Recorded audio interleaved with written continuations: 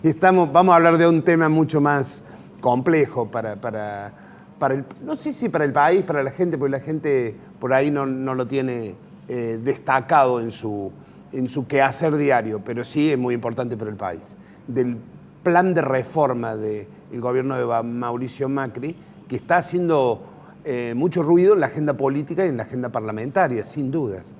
Estamos con el decano de la Facultad de Ciencias Económicas de la Universidad Nacional de Córdoba, John Boretto. John, muchas gracias. Muchas gracias a ustedes por la invitación. Bueno, ¿cómo es este proceso, este escenario, John? Bueno, efectivamente el gobierno, luego del respaldo electoral, ha acelerado la discusión para introducir ciertas reformas en el plano impositivo, en el plano laboral. Bueno, de eso da cuenta el diálogo que está sosteniendo con los gobernadores y bueno, toda esta reforma se va a traducir en amplias discusiones en el Congreso de la Nación. Igualmente el gobierno, en particular con el caso de la reforma impositiva, si bien está acelerando los tiempos de la discusión y seguramente pretenderá que antes de fin de año el núcleo de esa reforma pueda estar aprobado, el proyecto tiene un estilo gradualista en su implementación, porque el impacto de la reforma recién se va a visualizar en forma completa al cabo de 5 años, 4 o 5 años. En ese sentido, nosotros desde la Facultad de Ciencias Económicas estamos queriendo impulsar un ámbito y un espacio de debate y reflexión, de análisis técnico sobre este debate, sobre esta reforma, junto con el Consejo de la Comunidad, es decir, el conjunto de cátedras de especialistas en el área de finanzas públicas. Está bueno que la universidad vuelva a ser un foco de debate, de ideas para prácticas, que se puedan poner en la práctica en el país hoy. Así es, nosotros creemos en esa concepción. Nosotros somos una institución pública que tiene desde su faceta académica que brindar aportes. A lo mejor no una sola opinión, pueden ser varias opiniones, pero sustentadas desde el punto de vista académico, desde el punto de vista técnico. En la facultad tenemos un conjunto de especialistas en el área de finanzas públicas, también en el área tributaria, porque las reformas impositivas hay cuestiones que analizan variables macroeconómicas, variables económicas que están más en la órbita y en la incumbencia de los economistas, pero también hay muchas, digamos, cuestiones que tienen que ver en cómo se instrumentan esas reformas, ya sea desde el cuerpo normativo de las leyes, como después su aplicación. Y ahí es donde intervienen los tributaristas, que son especialistas en eso, porque a veces uno se puede proponer un objetivo y después el instrumento no es coherente con eso.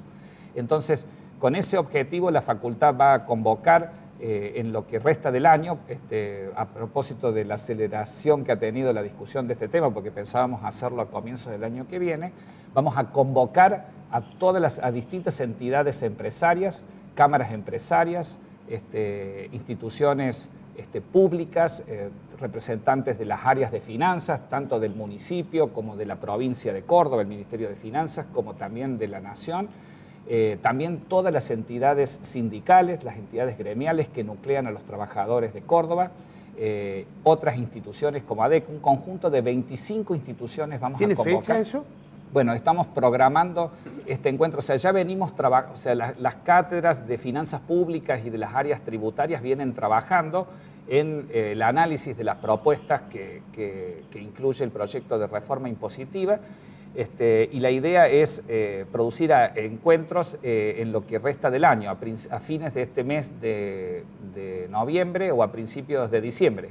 También vamos a ponernos en contacto con los legisladores por Córdoba que van a estar participando de esta discusión, de modo tal de generar en la facultad un ámbito para la discusión, la reflexión, para el intercambio de ideas, con los intereses que atraviesan toda esta reforma.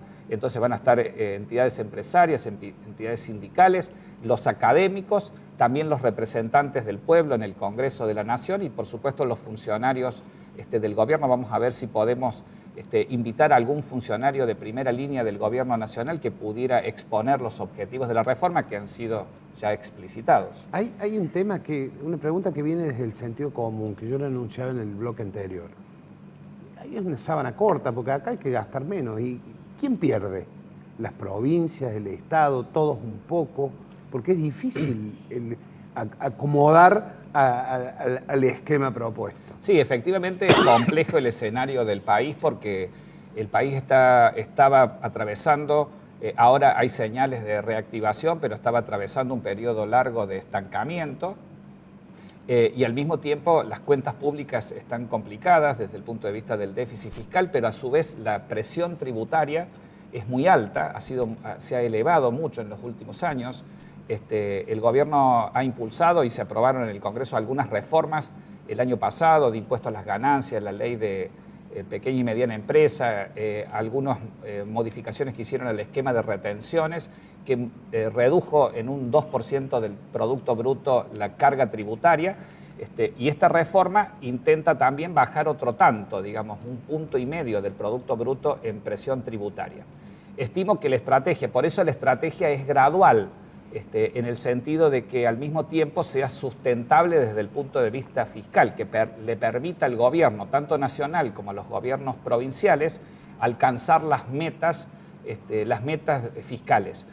En ese sentido, el proyecto tiene como objetivo central promover fuertemente la inversión y también el empleo, de modo tal que el gobierno debe estimar que si estas herramientas tributarias producen ese incentivo a la inversión, va a crecer la economía y eso va a atenuar, va a redundar en una mejor recaudación. El gobierno dice que en el proyecto o en los objetivos que enuncia, que al cabo de 5 años la reforma tributaria va a tener un costo fiscal de solo el 0,3% del Producto Bruto, porque está estimando que estas herramientas por sí solas van a activar un 0,5% por año. Eso es lo que enuncia el gobierno, el crecimiento de la economía. Después va a haber otras razones que justifiquen o no el crecimiento. Escuchamos a los colegas aquí. Bien, ¿qué tal, John? Bienvenido. Estamos hablando, se está hablando mucho de la reforma tributaria, pero por ahí para la gente que nos está escuchando, para el ciudadano común que tal vez quiere saber en qué le va a afectar en su vida cotidiana, más allá de que obviamente son medidas macro que terminan decantando. ¿Cómo lo podrías explicar y exponer como para bajarlo al ciudadano común? Bueno, los impactos son diversos, digamos. Digamos. El núcleo de la reforma tiene que ver con incentivar la inversión y el empleo. Por lo tanto, la parte principal de la reforma. Por lo tanto, eso no va a tener un impacto necesariamente directo en el caso de los incentivos para que las empresas incrementen sus niveles de inversión, porque se plantea en el proyecto reducir el impuesto a las ganancias de las empresas en la medida que las empresas no distribuyan utilidades y las reinviertan en las mismas empresas.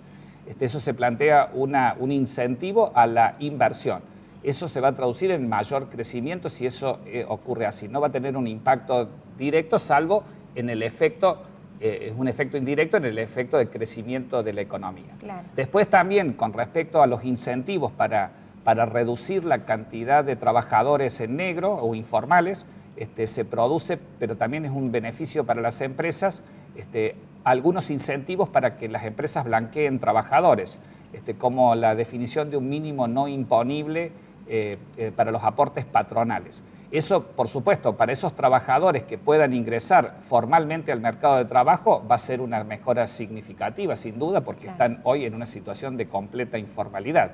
Las empresas van a ver un incentivo en tener menos costos laborales. Después hay algunas otras reformas puntuales, como estas que han generado más discusión, como las de los impuestos internos, que gravan ciertos productos y que, por supuesto, van a tener un impacto en los precios de esos productos. Por ejemplo, los impuestos internos que se plantean para digamos, incorporar a las bebidas con azúcar y demás, que bueno, también se generó bastante discusión. Ahora el gobierno planteó una batería bien completa de la reforma es bastante integral, de modo tal que también el gobierno debe estar planteando esa batería para discutir y negociar algunos acuerdos en el Congreso. De hecho, desde los anuncios iniciales hasta la fecha hay algunos cambios, como por ejemplo la de los vinos y demás, que ha sido suprimido, pero se mantiene lo de las bebidas gaseosas. John, ¿qué tal? ¿Cómo te va? Si fueras asesor de un diputado o de un senador, ¿en qué le pedirías que haga hincapié? ¿Qué le pedirías quizás o le sugerirías de que agregue o que saque? Así en términos generales. No, puntualmente yo pienso que lo que es importante es que el Congreso y las instituciones, digamos, me parece que es interesante el escenario de diálogo, porque eso por sí mismo implica ciertos equilibrios institucionales, y eso seguramente va a implicar que las leyes se perfeccionen, porque el gobierno no tiene mayoría en ninguna de las dos cámaras, a pesar de que va a mejorar el número de representantes luego del 10 de diciembre. Pero la posibilidad, porque además no se trata solo de establecer acuerdos para conseguir los votos en el Congreso, la reforma impositiva también involucra a las provincias, porque se están rediscutiendo cuestiones vinculadas a los fondos de coparticipación. Hay otra batería de reformas que van a tener impacto en las provincias, la cuestión del fondo del conurbano bonaerense. Bueno, ahí hay algunas discusiones o algunos cambios en el régimen de coparticipación. Y además está planteando el gobierno que hay una parte de la reforma impositiva que tienen que llevar adelante las provincias, como la de corregir los efectos distorsivos que tienen algunos impuestos, como el impuesto a los ingresos brutos. Claro. También a nivel nacional está el impuesto que se le llama comúnmente al cheque, que son los movimientos bancarios, que es francamente muy distorsivo, y que el gobierno en ese caso plantea que pueda deducirse completamente del impuesto a las ganancias, con lo cual corrige en parte los efectos negativos que produce.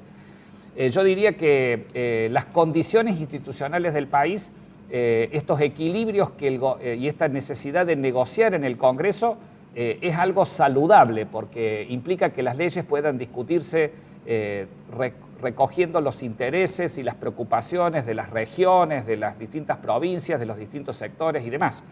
Está también la cuestión de la reforma laboral, que tiene aspectos más controvertidos. La reforma laboral tiene dos capítulos, a grandes rasgos. Uno que tiene que ver con la reforma tributaria, que es este incentivo al blanqueo de trabajadores, que yo creo que es algo positivo. No sé si va a tener los efectos deseados, ojalá sea así, porque 1/3 del mercado de trabajo está en un plano informal.